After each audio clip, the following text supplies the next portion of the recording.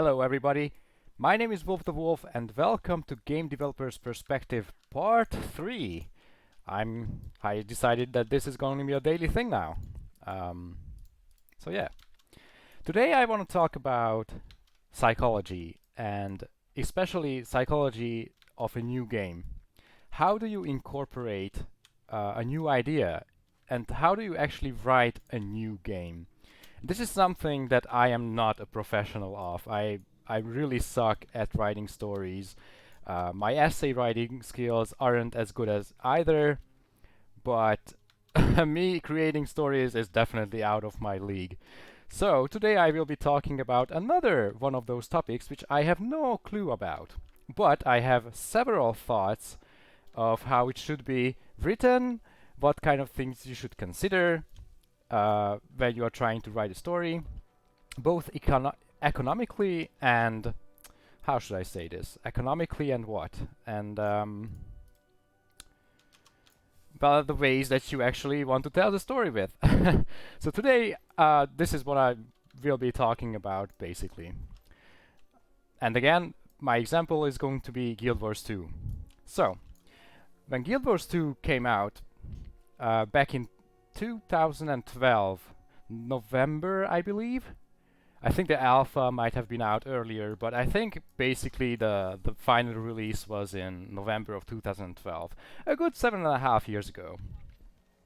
So when Guild Wars 2 came out, it introduced the player with not one, but actually 5 different stories, which were based on the character that you chose, the player, the class, or the species that you chose to play with. And later on, this idea of having your own character's own story has been expanded in the expansion packs, but I'm gonna talk about that a little bit later on in this video.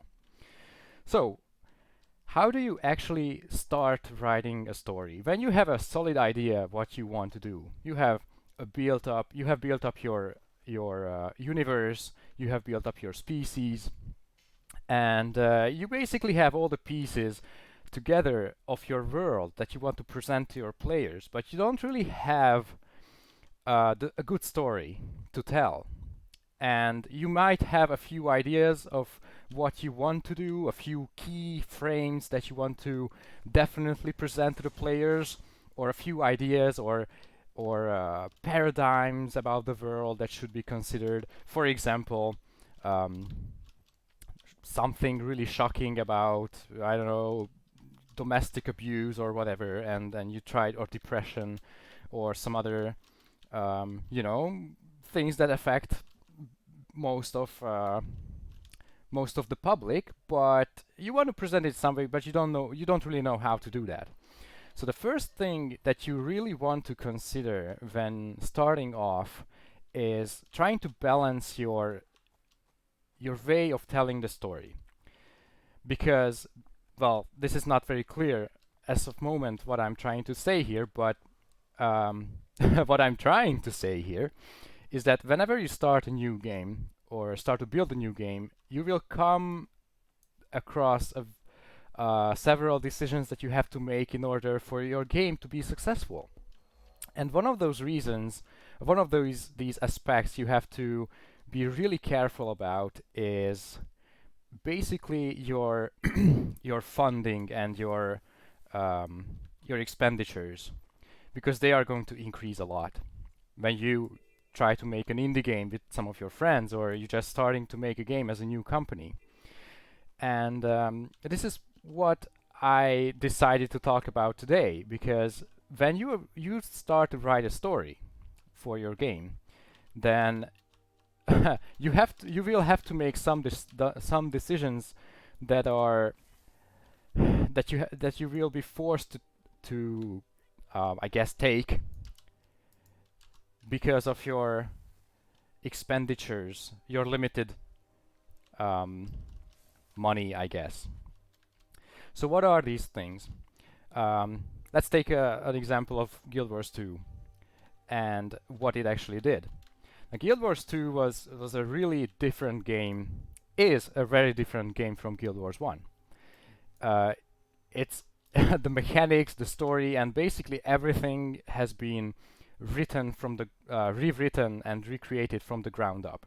So we are actually talking about an entirely new game, which is which is really different if you try Guild Wars 1. Now, if you have been playing Guild Wars 1, that means you actually got greeted with a whole new game and very new experiences. As of Guild Wars 2 players who try Guild Wars 1, trying to go back, it's almost a hell. Because the controls are so wacky, the stories aren't very... the way you navigate around the map isn't very straightforward. So actually they improved a lot on Guild Wars 2. But the story is another thing. And what they did, what ArenaNet decided to do about the story, is to create, well, I guess the story they tried to present was somewhat serious, but it got from a joyful, funny experience to a more and more serious, dark storytelling.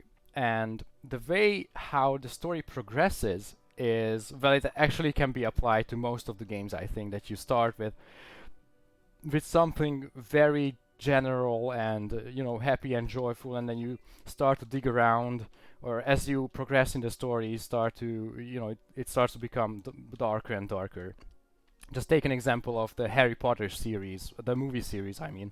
It started really joyful. Of course, there were like dark scenes in the very early movies as well, in 1 and 2, but it was more colorful and more joyful and presented this joyfulness of kids. But as the characters progressed or aged, they became more serious, and more serious matters were addressed by the movies. Such as losing parents and losing loved ones. So that's a kind of progression that you can show, but definitely not very early on in the game, I believe. This really depends on the story that you want to tell. What kind of serious matters do you want to start with? Do you want to actually jump into the very serious parts, or do you want some basically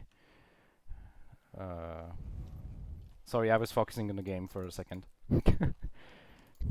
So do you want other players to first get comfortable with the game, so they don't have to concentrate about these very heavy ideas that you want to tell, or do you just want to throw them into the deep water and and actually see how the general audience receives it? So, what Guild Wars 2 did for the 500th time, because I still can't manage to finish this sentence because I keep getting sidetracked, was to actually set you up with a very kind story, that your hero, your character, is part of some team where something minor happens, and that's where you start the game, doing something, and as your story instance is presents you with a problem that you have to solve, and in the next story instance you would solve the problem, but then another problem would come up, and you start to research that problem, and so on, and the whole thing snowballs into this huge and complicated story that is not very straightforward. Now, why is this executed? Why didn't we just, get thrown into the, okay, these are the matters, you have to do this in order to, I don't know, save the world or whatever, and then just that's it? Well, when you are dealing with a new game, the player will have some sort of difficulty in dealing with your game, actually, how it's controlled, how it's what the game is about. It's not very clear for the player, because they are handling it for the very first time. Well, obviously, I'm talking about the very early parts when we are greeting a new player, not a player who has been played a game and might be replaying for the second time or the third time, but I'm talking about whole new fresh players here. And that's where you have to start up, because you cannot assume that someone has already played your game. You can, tweak around with the mechanics that, your system kind of knows that someone has been playing your game, and when they replay it, and the game kind of changes in a way that it's not very obvious. So, and that's kind of fun, but that's not what I'm trying to talk about here. What I'm trying to talk about, because I still can't manage to do it. It's been what? It's been 10 minutes and I still haven't finished my thesis sentence, which is sucks. Okay, so let's actually let me actually get this off my shoulders. What I'm trying to say is that when you start a new game, you have to start easy. You have to start easy on the players, because they will have a hard time understanding both the mechanics and the psychology if you throw them into this deep water. Now, of course, in the first episode of this series, I have talked about how a game should actually start mechanic-wise. So what the starting areas of the game look like, and how Guild Wars 2 achieves this great, luring in the new players, and how it kind of forces you and catches your attention, forces you to progress and explore and all that. But that's not very, that's not really part of the story. That's just part of a mechanic that you can use in order for your game to be successful. But that doesn't grant success, of course. And what really grants success is your story that you are trying to tell, because there are a lot of games out there with, really bad, or not necessarily bad, but with graphics that are extremely low, demanding, and well, basically that's about it. There could be no sound, very few geometry, no lights, or such as I'm talking about, Undertale, for example, or Night in the Woods, for example, which are very simple looking games. Of course, they are complex, but they are very simple looking games. But the story that they tell are so strong that they become sensations throughout the world, basically. They build up communities and bring people together because they feel connected very well to the story of the game. And I really, so the story that you want to tell is really something that you will have to think the most about. It's something that can either make or break the game. I guess you can say that. So the artists and story writers are extremely important people in your game development cycle. Now, let's observe, since I mentioned it, let's observe Undertale and Night in the Woods, and actually Guild Wars 2 as well, how they start with the first few missions. Well, when you start Undertale and when you start Night in the Woods, the first thing you do is very similar to what you do in Guild Wars 2. You are presented with an area, an empty space, that you have to walk around a little bit to get familiar with the controls and how the game kind of tries to play itself. And after that, you are greeted with, a person, a new character. Oh, I haven't met this person before. And the story starts to roll somewhere, basically. And so after you have created your initial stance of the game, or the first level, which invites the player, then what you want to do is to greet the player with an NPC that will tell the player, okay, what you should work on and why. Of course, you can't really leave out the why you should do it part, because then the players will have basically no sense of progression if they don't feel that what they are doing is important. Yeah. So definitely you have to start up with a story that that if somehow connects with your original ideas, but it also invites the player to play the game and it doesn't feel like it's an unnecessary, or senseless task that you want to do.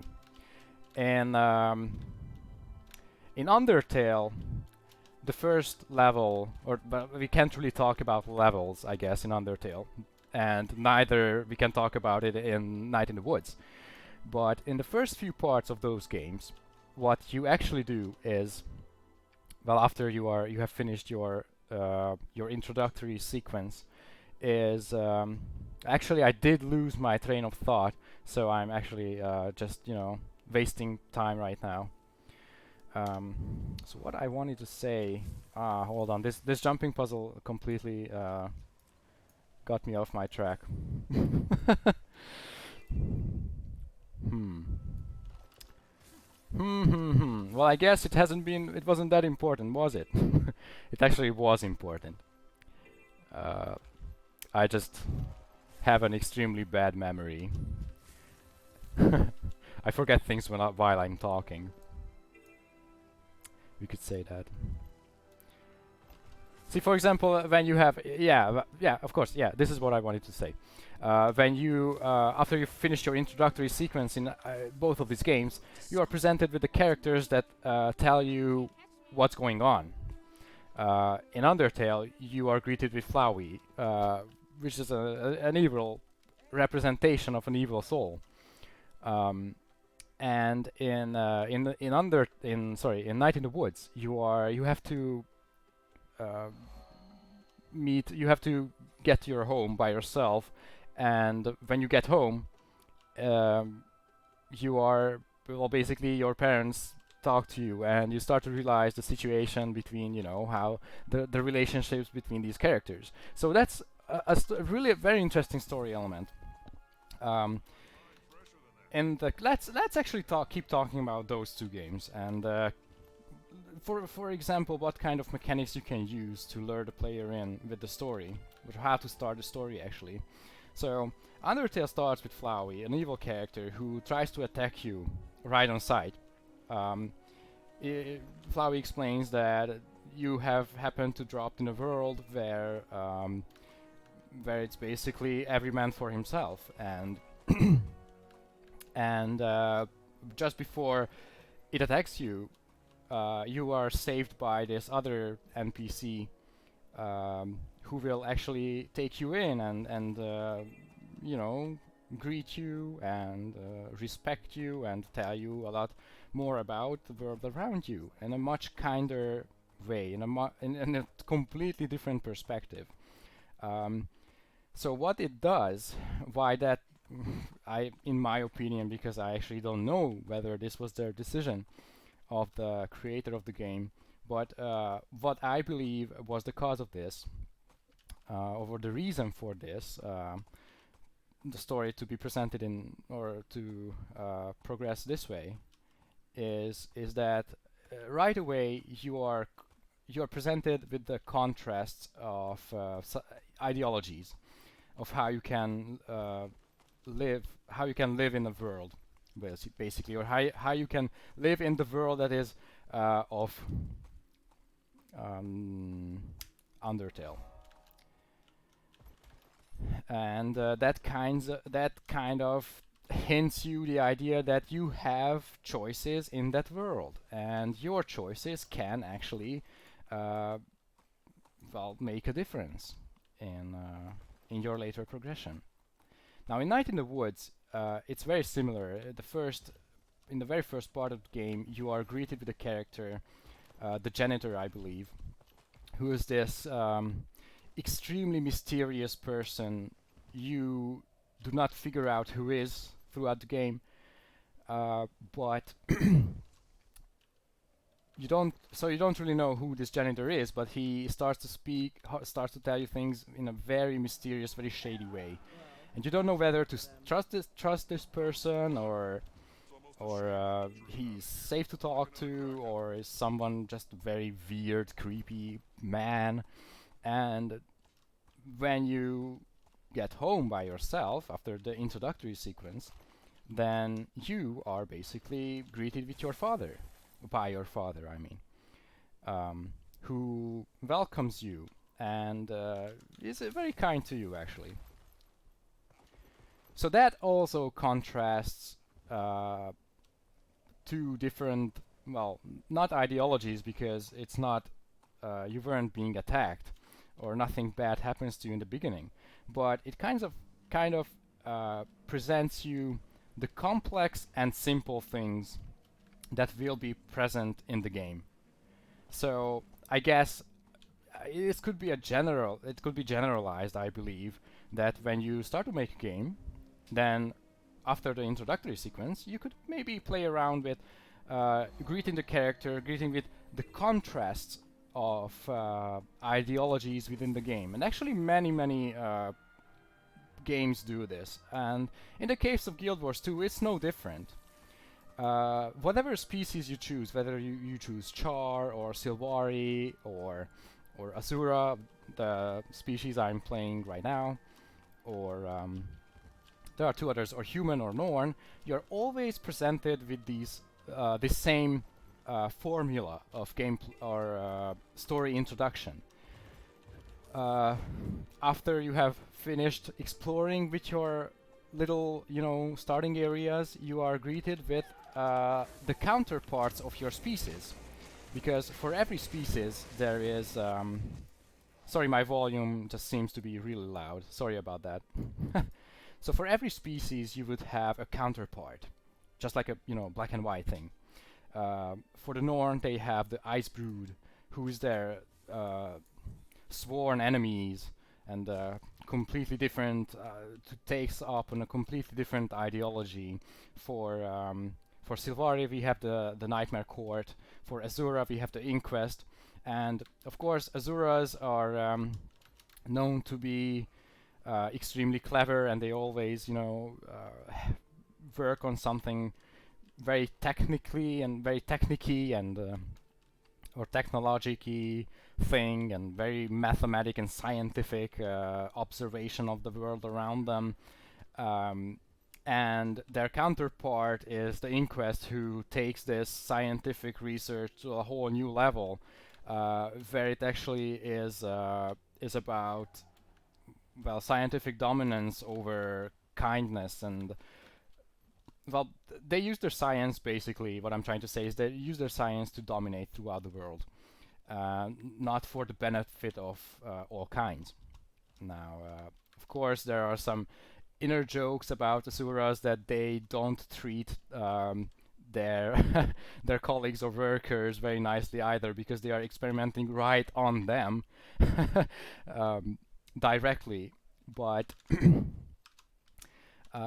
but what I'm trying to say is that in Guild Wars 2 there's also this aspect of contrasting the two ideologies of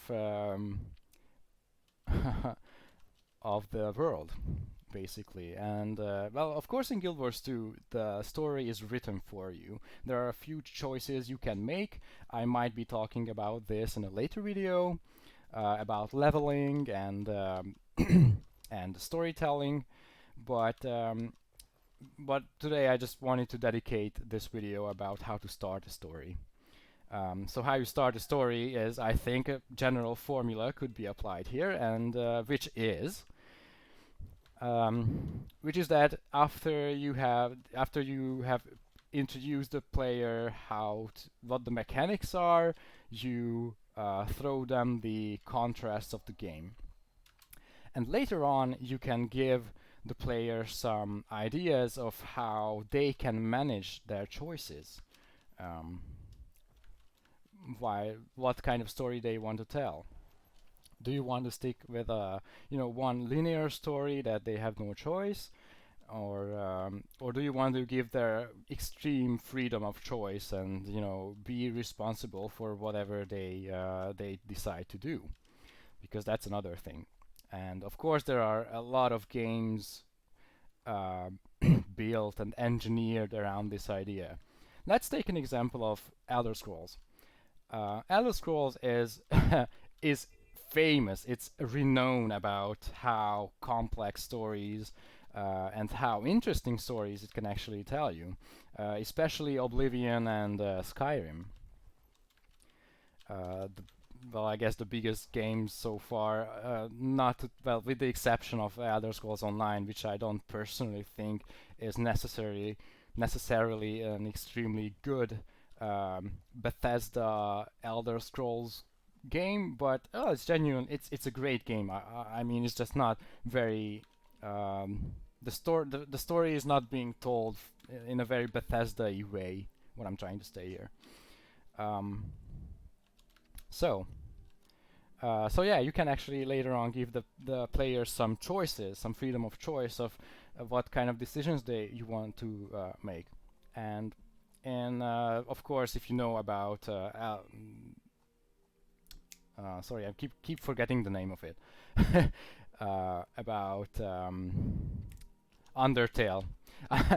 I'm keep thinking about Deltarune because that's the well, I guess Undertale 2, um, kind of, but just keep forgetting Undertale. So Undertale does give you the freedom of choice of, either go full berserk and just kill everyone right on sight. It's gonna be a very hard story if you play that way. But if you play nicely, then you realize that not really everybody is just really kind in this game. In this I guess in Night in the Woods you have this sense of time that whatever you do in the game is it takes time, and you don't really have the uh, the luxury of talking and doing everything with all of your friends. You have to choose between you either doing this or that, and it will cost you something, but it will also win you something at the same time. So this is how you can actually start a story, and I think it's beautiful how it can be executed, but it's definitely something that it strongly relates to the theme of your game. In Guild Wars 2, how the story starts is very simple and very kind actually, and later on when you progress with the story, you realize that for for the path that you chose, the things you decide to do have an impact on the people around you, and it sometimes causes you to do things which are irreversible, and it could be someone's death or an alliance that you lose or keep. It can be something very serious, and this is how basically. Okay, thank you. Sorry, the NPC was shouting in my ear literally, so I couldn't hear myself. But the choices that you make and the very early in the game aren't really big. They somehow connect to the theme of your game, but they are very small. I'm not saying insignificant, because eventually, like I mentioned before, this snowballs into something much larger. Um, but you really want to keep it simple at the very early stages of the game, because if you uh, try to be all edgy and anime, whatever weeaboo thing, that you start to throw all the drama on the players, then they are gonna think that it's just a try hard game, and it doesn't really bring you any value. So I think one of the biggest things I learned in life while I was growing up, uh, becoming an adult from an edgy and angsty teenager, was that everything you do, everything that you want to do in a qualitative way, or anything that you want to build on later on, will definitely cost you time and energy, and you have to be patient. Because this is what I kind of realized with some of my younger colleagues, that or the students I have taught at the university, that sometimes they are not patient enough with themselves. They think they can learn. They had the ability to learn mathematics very easily when they were in high school, it was easy for them. But once you get to university and you see that you can't really grasp an idea of something extremely quickly, then you lose enthusiasm about that certain thing. And that's very dangerous. And it's very important to realize that you have to be patient with yourself, and things take time. And for bigger games like these, like World of Warcraft or you know, Skyrim, Guild Wars 2, and well, basically most of the games, you have to be patient with the story because it will become something huge later on. You can't just throw them the big picture, because that would actually take out all the fun of the game. Um, I've been talking about 30 minutes about basically nonsense, because I think what I try to say here could be summed up in basically 1 or 2 minutes of talking for someone who is a lot more professional about these things. Now again, I do have to remind you, and I will remind you later on in my later videos, that I'm not a game developer, and none of my videos are scripted. It's literally me getting home from work, sitting down in front of a computer, and starting the stream, and whatever comes to my head, I just say it. Because this is what I want to practice, improving on. So I do feel like I missed a lot of important things, but I think that's okay, because obviously this is not a quality show. It's just a fun show, like my brother and me. So I don't know. It's something about starting your story easy and progressing and giving bigger and bigger responsibility to player later on. And if a game doesn't do this, then I guess that game could either improve or is really bad otherwise. Now, of course, this is very judging of me, because because I don't have any experience in it. So yeah, I'm going to show you guys something really fun in this game before I end it. Before I sum it up and end it, is this statue right here. Um, there are some Easter eggs in this.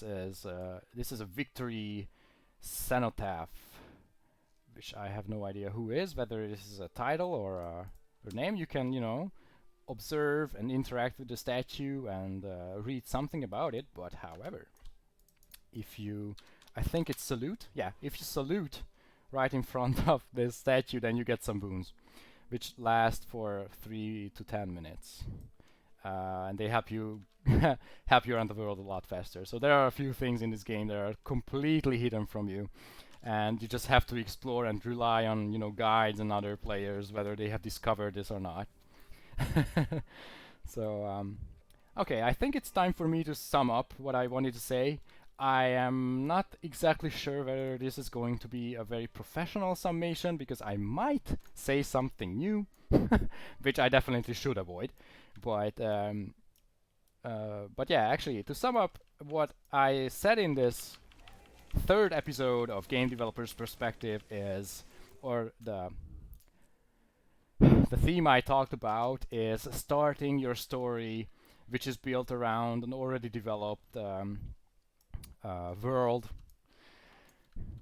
and that this how you start a story should definitely be paced very easily, and definitely not being rushed, because then the player would just otherwise feel either unnecessary or wouldn't exactly understand your game, whether this was just you know whether you did that on to shock the player, which the player actually dislikes. Well, I mean, right away dislikes. If you shock the player later on in the game, that's fine, I think. But on early on, you definitely shouldn't do any of the hard stuff, especially not in big games. Then the game would become soon extremely flat regarding its story, not very well paced, or just downright hard to try and extremely confusing after a few hours of gameplay. Um, because that's well, if you want to develop the story, then you have to change elements, and if you change them extremely fast, then the whole thing falls apart, just like in a physically put together system. If you shake it too hard, then it will fall apart eventually. So that's the third episode of Game Developer's Perspective. I hope you have learned something. I sure did. These are the things that I believe, how these design choices work when the game development company has to sit down and make some decisions. Now, of course, if you dislike this video, please press the dislike button and comment down below what I could improve on. And if you like the video, if you learned something new, then maybe share it or press the like button. And well, if you could consider subscribing, but I'm I'm not entirely sure that this is the kind of stuff you want to subscribe for. So I guess this is where I started the video. This is where I should end it. Thank you so much for watching. It's been Wolf the Wolf with part 3 of Game Developer's Perspective, and I hope to see you in the next video. Bye bye!